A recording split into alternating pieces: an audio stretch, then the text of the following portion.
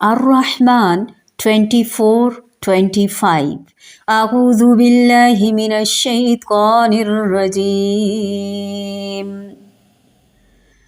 وله الجوار المنشآت في البحر كالأعلام فبأي آلاء ربكما تكذبان وَلَهُ اور اسی کے لیے ہیں الجواری جہاز المنشآت اور نیچے اٹھے ہوئے فی البحر سمندر میں کل اعلام اونچے پہاڑوں کی طرح فبأی تو کون سی آلائی نعمتوں کو ربکما اپنے رب کی تکذبان تم دونوں جھٹلاؤ گے اور اسی کے ہیں بادبان اٹھائے ہوئے جہاز سمندر میں جو پہاڑوں کی طرح ہیں تو تم دونوں اے جن و انس اپنے رب کی نعمتوں میں سے کس کس کو جھٹلاؤ گے وَلَهُ الْجَوَارِ الْمُنشَآتُ فِي الْبَحْرِ كَالْأَعْلَامِ المنشآت بنانا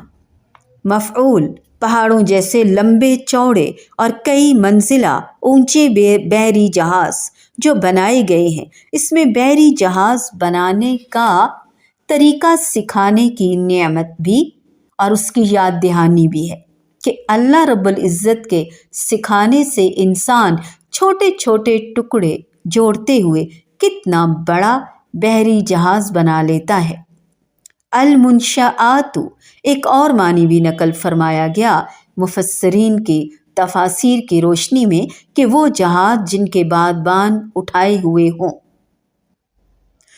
اور جب ان کے بادبان اٹھائے ہوئے نہ ہوں تو منشآت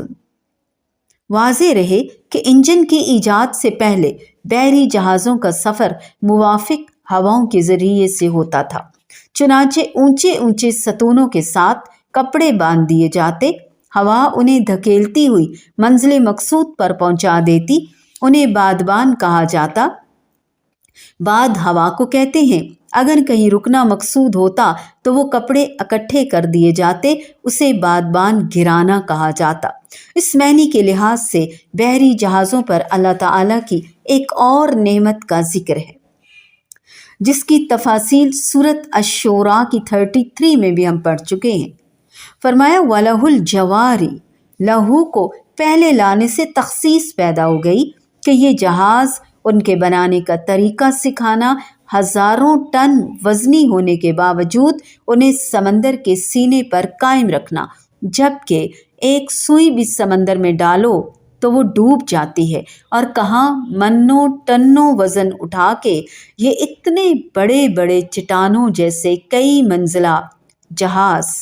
کیسے لوگوں کو اور ان کا سامان اٹھا کے سمندر کی لہروں کو چیرتے ہوئے جاتے اور پھر سمندر کے اندر آپ کی کیفیت چینج ہو جاتی ہے روحانی ایمانی کیونکہ دور دور تک آپ کو سمندر کے علاوہ کچھ بھی دکھائی نہیں دیتا سجھائی نہیں دیتا بہت سارے لوگ جو مختلف بتوں کے پجاری تھے شرک کیا کرتے تھے جب ان کا جہاز ان کی کشتی سمندر میں ڈوبنے کو ہوتی تو پھر وہ پکار اٹھتے اور انہیں بتایا جاتا کہ اب لات عزا اور منات کے علاوہ اللہ رب العالیٰ کو پکارو وہ پوچھتے اور حیران ہوتے کہ کیوں خشکی پہ ان کو اور سمندر میں تب ان کا ایمان بڑھ جاتا اور وہ حقیقی معنوں میں مومن ہو جاتے اللہ کرے کہ ہم بھی بحری جہاز کے ذریعے سمندر کے راستے حج اور عمرہ کریں سفر کریں وسائل بھی کم خرچ ہوں